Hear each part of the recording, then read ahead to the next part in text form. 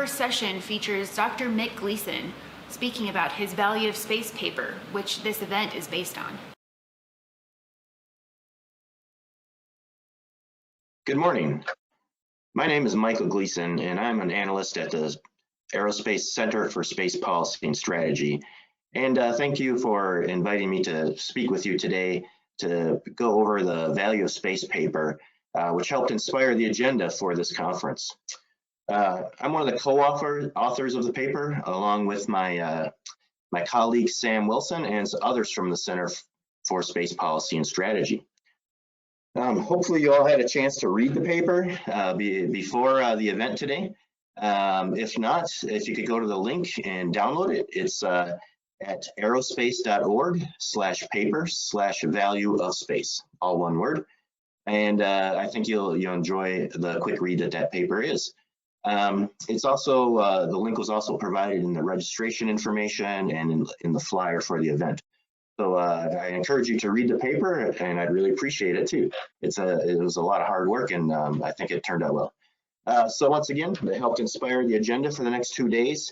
And so I want to give a little bit of an overview on what the paper is about and why we did it, and then hopefully how that helps inform the discussion over the next 2 days at this Space ISAC Value of Space Summit. First of all, it's not a market analysis. There are other entities out there, for example, the Space Foundation, Bryce, who do great market analyses. So there was no need for us to do a market analysis. We didn't think we had the expertise to contribute in that way. Personally, we're not experts in that kind of thing. So we wanted to focus more on, what is the value of space to the everyday person. We also did, besides not doing a market analysis, however, we did not include anything about NASA in the paper. No offense to NASA. They do great things in human exploration and in planetary exploration, human spaceflight, and so forth. And we think that they're fairly well known what their accomplishments are. Of course, it's always exciting to see what NASA's up to, but we thought that the emphasis in this paper needs to be on a different part of the space sector to help inform the public more about what's going on in other places of space. So it's not a market analysis, and the paper is not about NASA, although we recognize their great accomplishments. So as I mentioned, the focus on this paper was on how space is of value to individual members of society, how it improves their quality of life, and how space makes us all safer in our day-to-day lives. We also focused a lot on how space services have become so integral to modern 21st century society. And one of the things I like to try to make an analogy with is with electricity, of all things. Electricity in the 20th century really enabled the whole 20th century modern society. Along with, as the century went on, telecommunications. We can't imagine electricity, the 20th century, without electricity and without telecommunications. They really helped enable our modern society. And there's no going back. If we lost electricity, yeah, we could still survive, but our lives there must be much less quality of life. I've experienced this before, and we'd be much less safe, of course, too. Same with telecommunications. So much of what we do today is enabled by telecommunications networks. We could survive without them, but our lives would be much more difficult. So over the course of the last couple of decades, mainly since the end of the Cold War, but before that also, things were trending up with space services. But the space has gradually become more and more integral to modern society. So the paper is somewhat about that, or very much about that, I should say. So what are these space services we're talking about in the paper? Number one is GPS. So we're similar position, navigation, and timing satellites. GPS satellites, besides providing navigation, where you're going, how to get there, where you are, it also provides timing and that timing is important to synchronize networks together. For example, cell phones. So moving down the freeway, cell phone towers need to have, as your cell phone is handed off from one telecommunication cell phone tower to another. I'm oversimplifying this greatly here, but there needs to be precise timing synchronize those signals as you're flying down the freeway, or driving safely down the freeway, I should say, hopefully. And so PNT, position, navigation, and timing, provides some great services for our society that now we can hardly imagine getting along without. I know my kids, my teenagers, no matter how hard I've tried, they have not been interested in really mastering how to read maps. They're just like, why do I need a map? I just look at my GPS, and I'm, amazed that I've failed so much in teaching them the need to know how to do read a map and not have to rely so much on their GPS on their phone or in the car. So be that as it may, GPS has become ubiquitous in our society. The other type of satellite that we kind of break down the paper to categorize things is remote sensing satellite. We look at Google Maps, we can see what's going on, what our neighborhood looks like. We can see our old house. So once in a while I go look and see what's going on in my old neighborhood, see my old house from 20, 30 years ago. And so remote sensing satellites are used for much more than that, though. They're constantly collecting imagery and data around the world, hour by hour, minute by minute, day by day, almost second by second it's getting to be now. And we'll soon be in an era of ubiquitous remote sensing, near real-time global Earth sensing, so we can look on our phones or other apps and almost see what's going on across town, in a parking lot, on the road, see what the traffic is, see what the parking situation is, and so forth. So anyway, remote sensing satellites are used for quite a lot. The other category of satellites we used in this paper is weather satellites. We take weather satellites so much for granted, we almost don't realize how much we use them. But yeah, we use them on a daily basis to help inform how we go about our lives. Should we bring an umbrella? Should I try to get somewhere before the snowstorm hits? Is there a hurricane coming? Do I need to evacuate? Do I need to board up my windows? Yeah, so much of what we do on a day-to-day basis, satellites are enabling that activity and helping our quality of life and helping our safety and helping protect our society. The fourth type of satellite that we talk about in the paper is communication satellites. Communication satellites have been around for a long time now, 50 years. Once again, they have become kind of taken for granted, right? They link together today's modern telecommunications. So, and as I mentioned, if that system, something happened to those satellites, it would throw us back in time, make our lives much more difficult. So that's kind of what is in the paper. But why did we write this paper? And why did we help shape the agenda for the Space ISAC event over the next 2 days? So we think the community would benefit from becoming more aware of how gradually, over the last few decades, the space-based services have crept into our daily lives. I've given you many examples of that already, but understandably, many of us have not been paying very close attention to this and have not taken the time to really think about the value of space, think through it, start piecing it all together. What are these activities? What kind of satellites? How do they affect my daily life? And the resulting need to protect them. There are threats out there. The paper does not go into the threats. That was not the purpose of the papers. So we'll set that aside for now. That's for another day. So how did we actually break down this topic? I talked about the satellites, but how did we break down the different categories? When we started putting this paper together, we stumbled along, probably my fault, for a couple of weeks, just trying to figure out what we could write about, because there is so much that space is doing. Once you start scratching the surface, there's so much. There are so many applications. There are so many parts of society and so many parts of our daily life that are affected by these space services that I was debating with my team there. How do we bound this into a digestible paper that's not too long so that people actually read it? So just as a quick example of this was not the team, but just to give you an example of how why we kind of went in circles for a couple of weeks, was I was at a conference where I was presenting some findings from this paper 6 months ago in Honolulu, Hawaii. A great time, great opportunity. from people all over the world came to this conference, all staying in nice hotels in Honolulu. And I started out the meeting in the morning, 9 o'clock in the morning, by just asking a general question to the audience. Good morning. I'm Michael Gleason. I would like to ask you all, how has space affected your life today? It's 9 in the morning. Someone raise your hand, let me know, how has space affected your life today?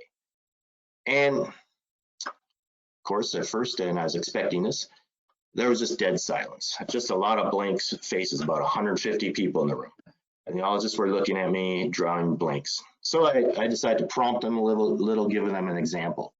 I said, okay, so how many of you checked the weather this morning when you got up before you headed to the conference center? And a couple of people raised their hands. I said, great, yeah. So we all use the weather, whether it's on the morning TV. Oh, by the way, that came through a telecommunications satellite probably to Honolulu and into your hotel room, right? And so you have a weather satellite coming through a telecommunications satellite to tell you what the weather is. So they started to get the idea. So then suddenly about 3 dozen hands shot up. and then one person had called home to their home country that morning. And like, so I use a satellite. Yes. And someone said, well, I found the conference center using GPS. And, so after about 10 minutes of getting comments and inputs from the audience, because they had started thinking about it for the first time in their lives, like how much space is integrated and integral to their daily lives, that I had to shut off the conversation, their inputs after about 10 minutes so that I could get on with my presentation. So I encourage you to maybe start writing down a few things on a notepad or something while you're watching this today, tomorrow, about how space is affecting your daily lives or enabling the quality of life in your community and so forth. So to get back to the paper, to bound the paper and the topic we came up with 8 chapters. They're short chapters, maybe a page, 2 pages at the most each, about how space services are crucial to the following sectors in our society. Before I get to that, we did have a quick story about a person going through their daily life, but we took that out later to just get to these big sectors because once again, the length of the paper got too long. As we trace this guy through from his morning to his evening when he went to bed, how space affected his daily life. But we decided to focus more in this paper on the sectors, the infrastructure, how space makes our society in general safer and more efficient, and improves all of our quality of life. So the sectors, the areas of the paper, the way we broke it down was number 1, agriculture. You start thinking about it, there's a lot of agriculture uses a lot of space services. There's GPS guided tractors, auto steering capability, so that the tractor drivers plowing their fields keep it nice and straight. GPS guided, that helps them with their fertilization, with their planting, with their maintaining the fields, with their harvesting. This makes it all across the board much more efficient. There's many more examples of that in the chapter. I encourage you to read that. The next chapter was commercial fishing and ocean monitoring. We glommed those together, but they could kind of be separated out potentially. Commercial fishing. I'm not a commercial fisherman, but we actually went out and interviewed some people who were commercial fishermen. That was Sam Wilson who did that. Great job on Sam's part to actually reach out to some people who are actually using these things on the surface in the world for real, not just reading about it. Commercial fishermen, of course, they check the weather. They need to know where they are, where they're going with GPS. Depending on how big a boat it is and how far out they're going, they're going to maybe have a satellite telephone with them or some type of satellite communications. So the fishing fleet, commercial fishing, uses all these different types of satellites in different ways to enable their safe, efficient catch of fish. And ocean monitoring. Before we had satellites, it was really hard to get a global view of everything that's going on from pole to pole, east to west. 3/4 of the Earth's surface is covered in water and ice. where there's not too many people living, hard to get sensors and monitors out there. But now we're getting these global views of the world and of the oceans. So there's some amazing things going on there, tracking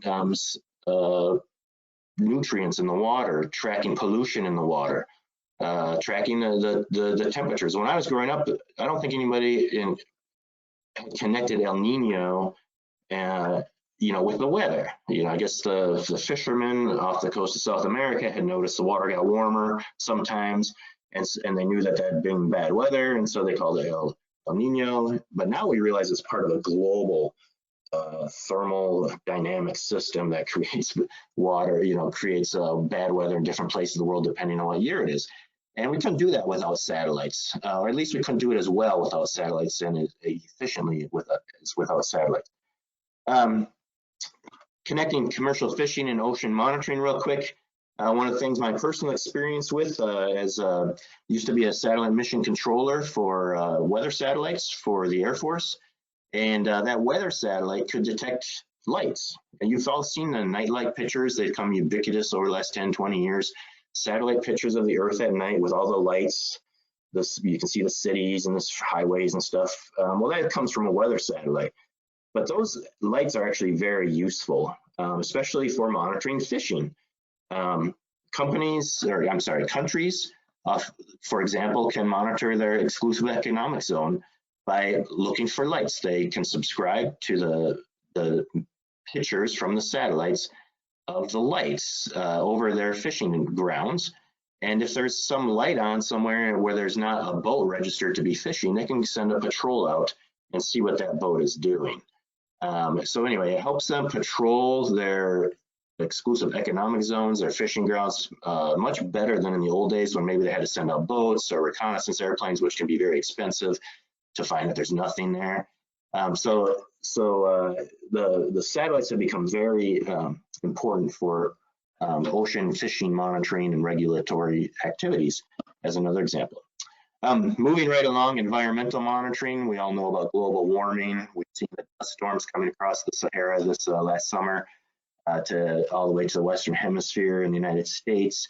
So environmental monitoring, whether it's global warming, polar ice caps melting, and so forth, tracking pollution, and all these things are enabled by satellites. That was another chapter in our paper. Emergency services is a really interesting chapter. Search and rescue beacons that airplanes carry, boats carry, backpackers can carry search and rescue beacons, and there's a global network now of receivers and transmitters, on satellites to, if someone activates their search and rescue beacon, they send someone to rescue them. And there's been thousands of people rescued that way in the world in the last 20 years because of satellites. Emergency services, of course, fire trucks know where they're going, the police know where they're going because of GPS satellites much better, and so on and so forth. I could go on, but I don't want to take up the whole day today. So I encourage you to check that chapter out too. There's some really interesting things in there. Next chapter was the power grid. Now I'm not very knowledgeable about the power grid, so we have some experts in a few panels coming up more about from the energy sector who can maybe shine some more light on this. But from what I understand, GPS satellites provide timing for grid operators to make sure the grid is synchronized properly, the voltages, different power sources coming in from different generators and so forth. And that all has to be synchronized to make the energy grid as efficient as possible and as safe as possible and as effective as possible. And so the power grid uses timing signals of all things from GPS satellites. Well, the other thing is, while we're on the power grid, one of the most interesting things, surprising things I learned while doing this research was that the power grid also uses weather satellites, and I had never thought of that before. Of course, they can see storms coming. They can maybe pre-position crews to repair damage from a hurricane or whatever the case may be, a snowstorm, ice storm. They pre-position things. So they're looking at the weather forecast. But something I never thought of was how important the weather satellites have become for managing the modern power grid with renewable energy. hey, where is it going to be sunny today, so that those solar power sources, solar energy sources, we know that we're going to get a good amount of power from there in the grid. It's going to be cloudy over here, so we're not going to be getting solar power from this area. Oh, it's going to be windy up here, and so those wind generators, wind turbines, are going to be creating a lot of electricity. Oh, it's going to be dead calm over here, so they won't. And that helps them manage, once again, the electric grid very efficiently, and turn off fossil fuel generators and so forth, or other types of generators, depending on the expected flow, the predicted flow coming in from solar power, wind power, and other renewable energy sources. And so the idea that weather satellites help enable efficient use of renewable energy was something that was an interesting insight in my mind. We talked about that in the paper more. Trade and high finance. That's another chapter. If you think about it, we have our globalized world today, based on telecommunications, global transportation networks, and global telecommunications. A lot of that is enabled by communication satellites, once again, GPS, position navigation and timing satellites, and even remote sensing satellites can show us what's going on, where the shipping containers are, and so forth. So with the trade, let's focus on that for just a minute. If you think of a shipping container coming from another country across the Pacific Ocean, they can put a small transponder on that shipping container that communicates with a satellite.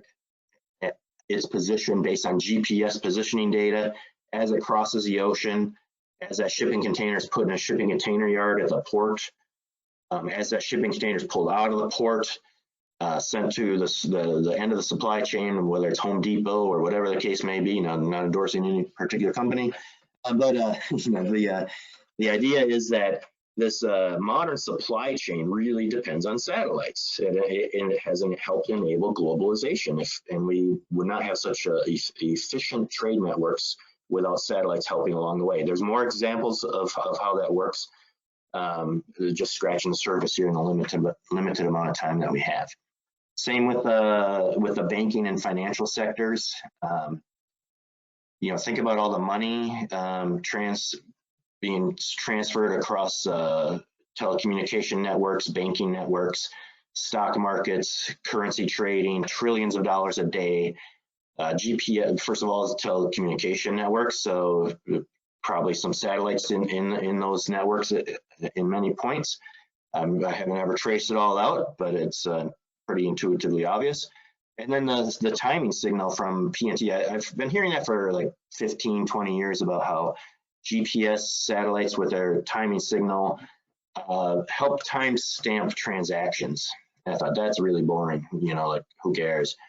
But this research helped me understand better that when you're talking that these transactions are being tracked down to the millisecond, and if something is out of sequence because the timing is out of sequence in the network, and someone sold something before they actually bought it or something like that, the whole system could get really messed up. So the time stamping is actually very important to make sure the network and the flow of currency, stocks, money, whatever is in precise order, millisecond to millisecond, because if you think of it, there's millions or billions of transactions every day across the financial sectors of the world.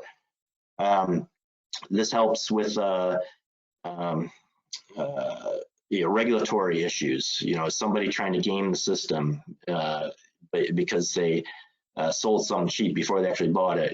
So it helps the regulators make sure that the integrity of the financial system is maintained. There's high frequency trading and algorithms. More and more stocks and finances are being traded based on computer algorithms. Once again, these things are happening in under a second, and so the time stamping suddenly becomes really important. So now I'm more excited about that. I never really understood it before. I still can't admit that I'm a political scientist, so I don't really understand the stuff at a technical level.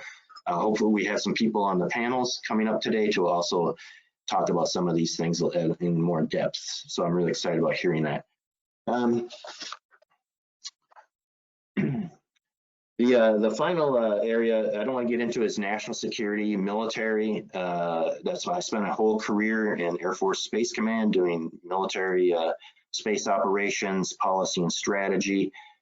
There's quite a bit out there about how the military uses satellites. So our paper just had a couple pages just to touch on it quickly, but we didn't go too much in depth into the national security space sector and how they use space. But take my word for it, the military uses space a lot, and it's very critical for them. Once again, we touch upon it in the paper. It's another chapter, but we couldn't spend too much time on it, as much time as it deserves. And then finally, the future. You know, what about 5G? What about autonomous cars, autonomous vehicles? How are these things going to work? Well, believe it or not, yes, satellites and space are going to be very important in all these areas. I'm just scratching the surface once again. On what's in there, please read the paper. There'll be more on that. So this paper scratches the surface. Space does amazing things for our society down to the personal level. Hopefully this event over the next couple days will get us to be able to not just scratch the surface. We have some real experts here at this event who can dig below the surface, help us understand these things at a much greater level than I am able to. So thank you. Please download the paper and help spread the word about space. And I hope you enjoyed the program. Thanks a lot.